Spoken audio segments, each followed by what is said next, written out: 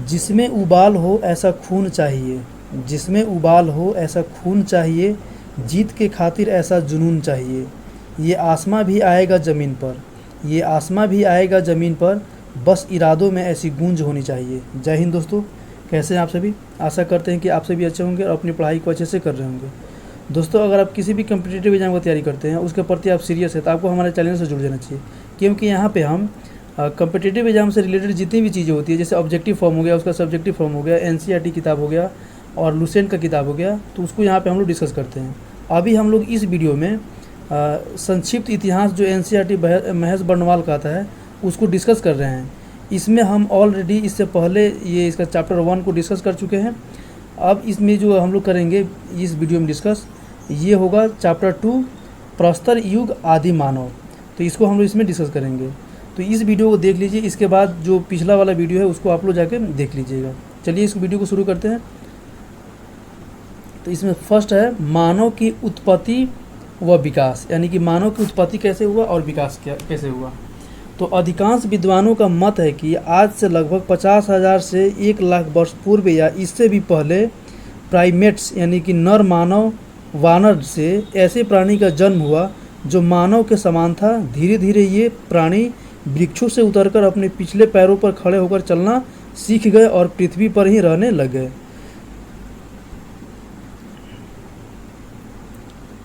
पुरापाषाण, पौलियोथिक युग, आखेटक एवं खाद्य संग्राहक। धरती पर मानव धरती पर संभवतः अति नूतन प्लीस्टोसीन युग के आरंभ में पैदा हुआ। इसी समय गाय, हाथी और घोड़ा आदि का उद्भव हुआ। महाराष्ट्र के बोरी नामक स्थान से नए तथ्यों का विश्लेषण से अब मानव की भारतीय उपमहाद्वीप में उपस्थिति 14 लाख वर्ष पूर्व मानी जा रही है। ये ऐसा आंकड़ा अभी निकल के आया हुआ है। भारत में आदि मानव पत्थर के अनगढ़ और अपरिष्कृत औजारों का प्रयोग करता था। यह काल आखेटक एवं खाद्य संग्राहक के काल के रूप में भी जाना जाता है। भारत में पुरापाषाणकालीन मानव के शारीरिक अवशेष यानी जीवाश्म कहीं से भी प्राप्त नहीं हुए हैं। प्राइमेट्स का अर्थ, तो प्राइमेट्स का अर्थ होता है मनुष्य सदृश वानर। इसके अंतर्गत बंदरों, लंगूरों, वमनासुरों तथा अन्य तरह के स्तनधारी जीवों को शामिल किया जाता है। प्राइमेट्स से ही आधुनिक मानव का विकास हुआ है। ये प्राणी आज से लगभग 80 लाख वर्ष पूर्व पूर्वी अफ्रीका में निवास करते थे, यानी ये पहले के आदि मानव थे। आदि मानव का मूल स्थान, तो जो आदि मानव का मूल स्थान है, ये पहले ऑस्ट्रोपिथेकस यानी कि नर मानव जो दक्षिण अफ्रीका में पाए जाते थे, उसके बाद जिंजान्थ्रोपस जो नर मानव पूर्वी अफ्रीका में पाए जाते थे, जावा मानव जो जावा में, पेकिंग मानव जो चीन में पाए जाते थे, और नियंडरथल मानव जो जर्मनी में पाए जाते थे, पिल्ट डाउन मानव इंग्लैंड में, क्रो मैगलन मानव फ्रांस में और होमोसेपियंस मानव पामीर के पठार के आसपास पाए जाते थे। अब इस समय के जो मानव, ये आदि मानव थे, उनकी क्या विशेषता थी उसको देखते हैं। इस काल में मानव का जीवन एवं शिकार खाद्य संग्रह पर निर्भर था। पुरापाषाण युग की अवस्थाएं। भारतीय पुरापाषाण युग को 3 भागों में बांटा जाता है: आरंभिक या निम्न पुरापाषाण काल, मध्य पुरापाषाण काल और उच्च पुरापाषाण काल। पहली अवस्था को 5 लाख ईसा पूर्व से 50,000 ईसा पूर्व के मध्य, दूसरी अवस्था को 50,000 ईसा पूर्व से 40,000 ईसा पूर्व के मध्य एवं तीसरी अवस्था को 40,000 ईसा पूर्व से 10,000 ईसा पूर्व के मध्य माना जाता है। निम्न पुरापाषाण काल, ये 5 लाख ईसा पूर्व से 50,000 ईसा पूर्व तक के माना जाता है। अगला ये है, इस काल में मानव मूलतः क्वार्टजाइट पत्थर का उपयोग करते थे। इस काल के उपकरणों को 2 भागों में विभक्त किया जाता है, यानी उस समय के जो उपकरण थे उसको 2 भागों में ये विभाजित किया जाता था। आप लोग इंडिया का मैप देख सकते हैं, जो पहले की चीज़ों को इसमें दिखाया गया है, यानी कि यहाँ पे डिंडवाना था, यहाँ पे बुद्ध पुष्कर था, और ये गंगा, ये है बेसिन, भीमबेटका यहाँ पे यानी कि मध्य प्रदेश के आसपास, नर्मदा नदी गुजरात, ताप्ती ये महाराष्ट्र।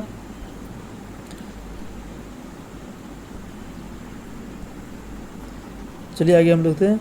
इस काल में औजारों का प्रयोगकर्ता होमो इरेक्ट्स था, यानी कि जो औजारों के प्रयोग करते थे वो होमो इरेक्ट्स कहा जाते थे।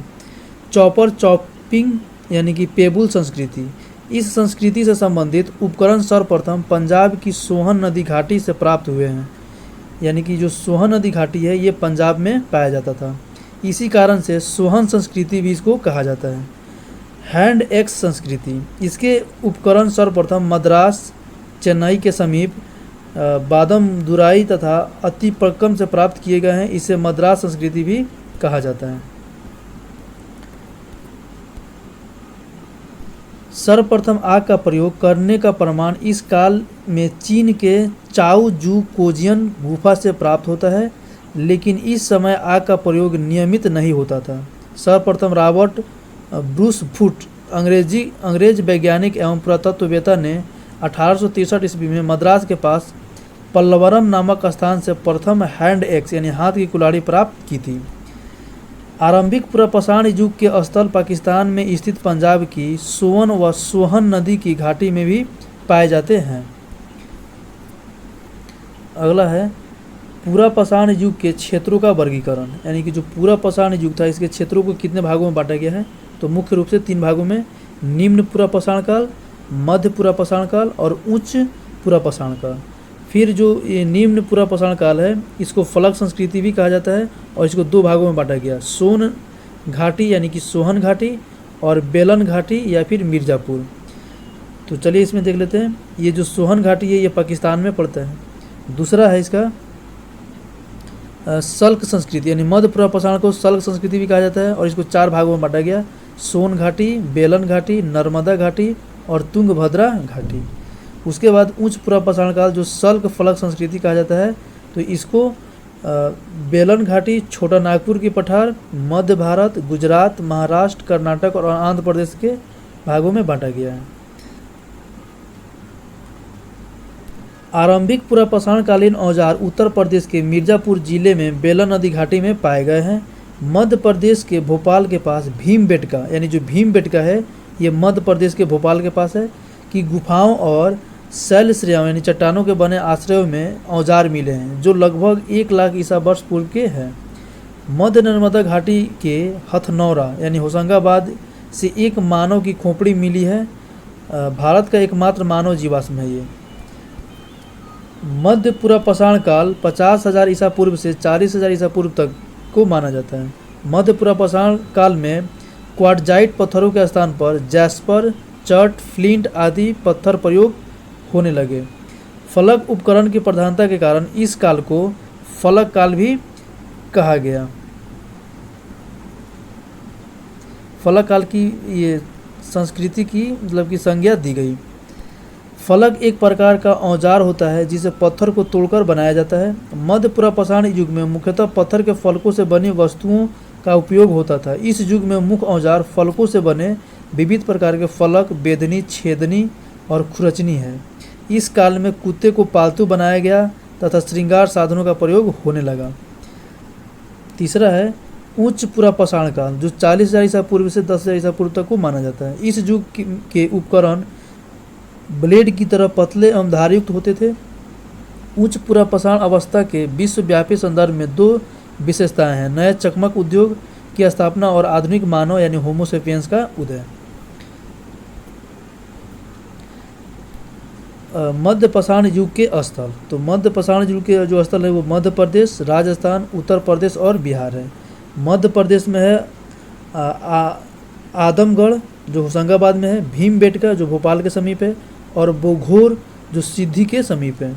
राजस्थान में है बागोर जो भीलवाड़ा में स्थित है। वैसे ही उत्तर प्रदेश में महादहा या मदहा जो कि मेजा के समीप है, सराय नाहर राय जो प्रतापगढ़ के समीप है और पायसरा जो मुंगेर के समीप है।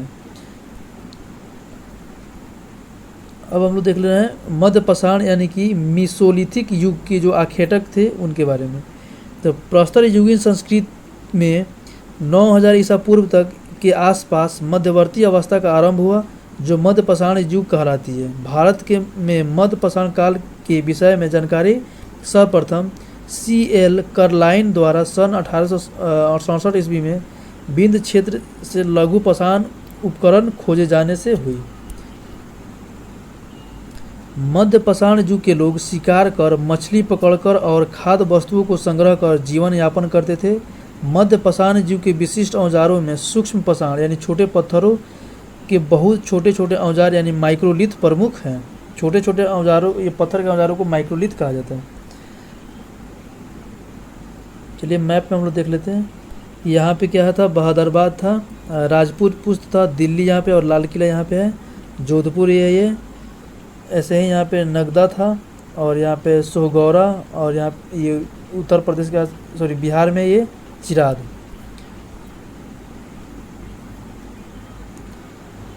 मध्य पाषाण स्थल राजस्थान, दक्षिणी उत्तर प्रदेश, मध्य और पूर्वी भारत में अत्यधिक मात्रा में पाए गए। इसके अतिरिक्त कुछ स्थल दक्षिण भारत में कृष्णा नदी के दक्षिणी में भी पाए गए।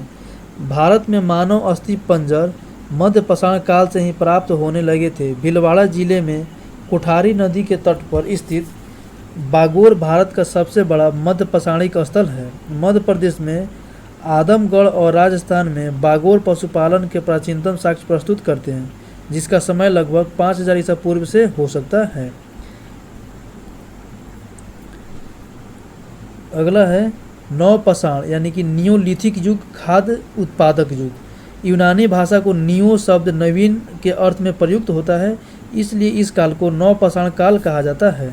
भारत में नवपाषाण काल से संबद्ध पुरातात्विक खोज प्रारंभ करने का श्रेय डॉक्टर प्राइमरोज को जाता है, जिन्होंने 1842 ईस्वी में कर्नाटक लिंगसुगुर नामक स्थान से उपकरण खोजे थे।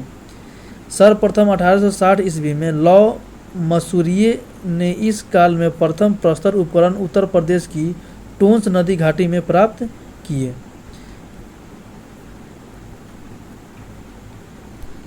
नवपाषाण युग की एक ऐसी बढ़ती मिली है जिसका समय लगभग 7000 ईसा पूर्व बताया जाता है। नवपाषाण युग प्राचीनतम बस्ती पाकिस्तान में स्थित बलूचिस्तान प्रांत के मेहरगढ़ में है। मेहरगढ़ में कृषि के प्राचीनतम साक्ष्य मिले हैं। तो मेहरगढ़ में कृषि के प्राचीनतम साक्ष्य मिले हैं। इलाहाबाद स्थित कोल्डिहवा एकमात्र ऐसा नवपाषाणिक प्रस्थल है जहां से चावल या धान के प्राचीनतम साक्ष्य मिले हैं। तो कोल्डिहवा से चावल या धान के साक्ष्य प्राप्त हुए हैं। अगला है नवपाषाण युग के निवासी सबसे पुराने कृषक समुदाय थे। ये लोग अस्थायी घर बनाकर रहते थे। मिट्टी के बर्तन सर्वप्रथम इसी काल में बने थे।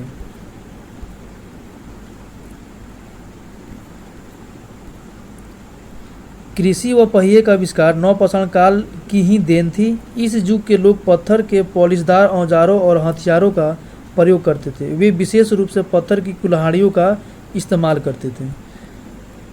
बुर्ज होम, जिसका अर्थ होता है बुर्ज वृक्ष का स्थान, यह श्रीनगर से 16 किलोमीटर उत्तर पश्चिम में स्थित नवपाषाणिक स्थल है जहां युग्मित सौदाह के प्रमाण मिले हैं।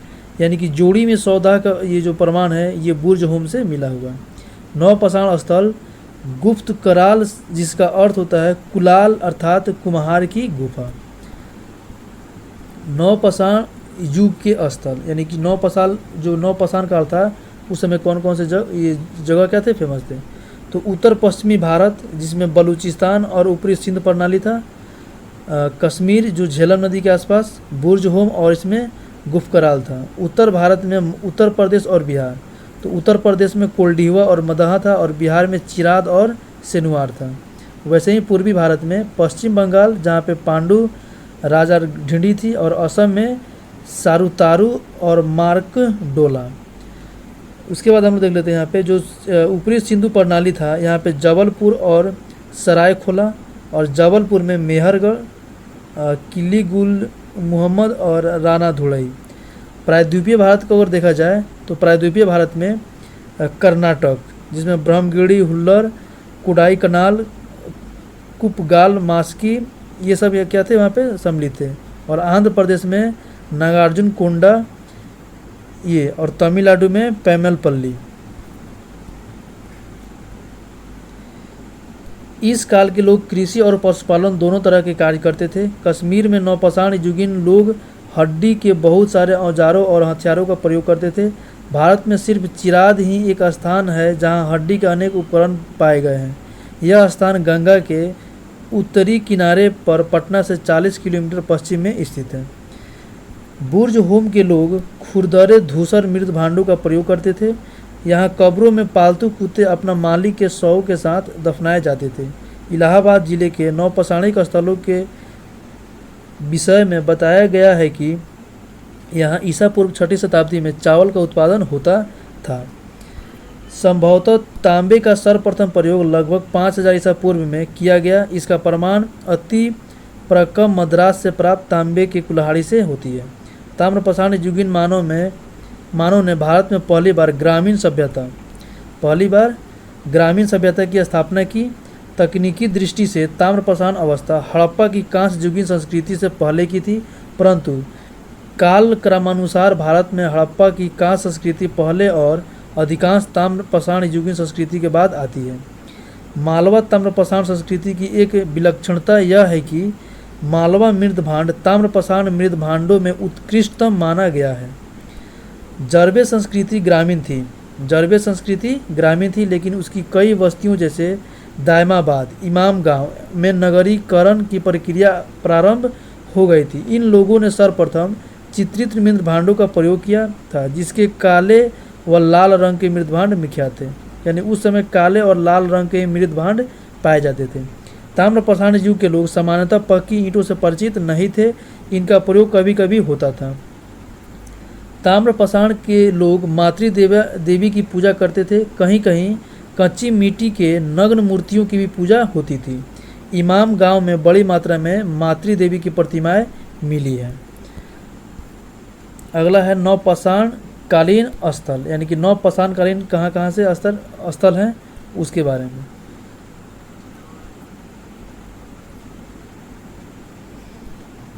तो प्रमुख नवपाषाणकालिक स्थल कर्नाटक, तो कर्नाटक में मास्की, ब्रह्मगिरी, हल्लूर, कुडाईकनाल, पिकलीहल, संगनकल्लू, टी नरसीपुर और तक्टकलकोट। वैसे ही तमिलनाडु में है पयमपल्ली, आंध्र प्रदेश में है उतनूर।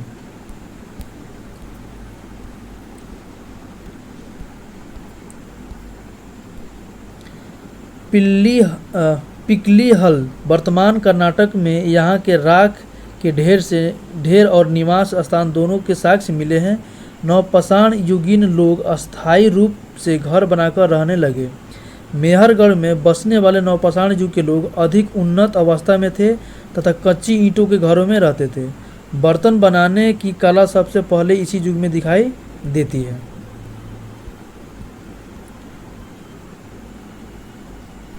जलीलपुर यानी पाकिस्तान में है ये, से मछली पकड़ने का साक्ष्य यानी जाल डूबने की पक्की मिट्टी की गुफाएं मिली हैं।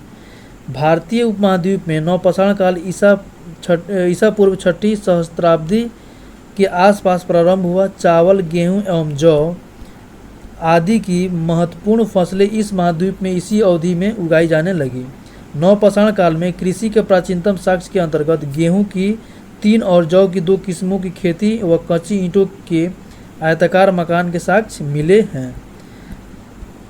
नवपाषाण कालीन स्थल, तो नवपाषाण कालीन स्थल में सबसे पहले होता बुर्जहोम जो कश्मीर में है। श्रीनगर स्थित झील के किनारे गर्तावास गड्ढाकार का प्रमाण 1935 ईस्वी में डी टेरा व पीटरसन द्वारा खोजा गया था। यहाँ के लोग खेती से परिचित थे।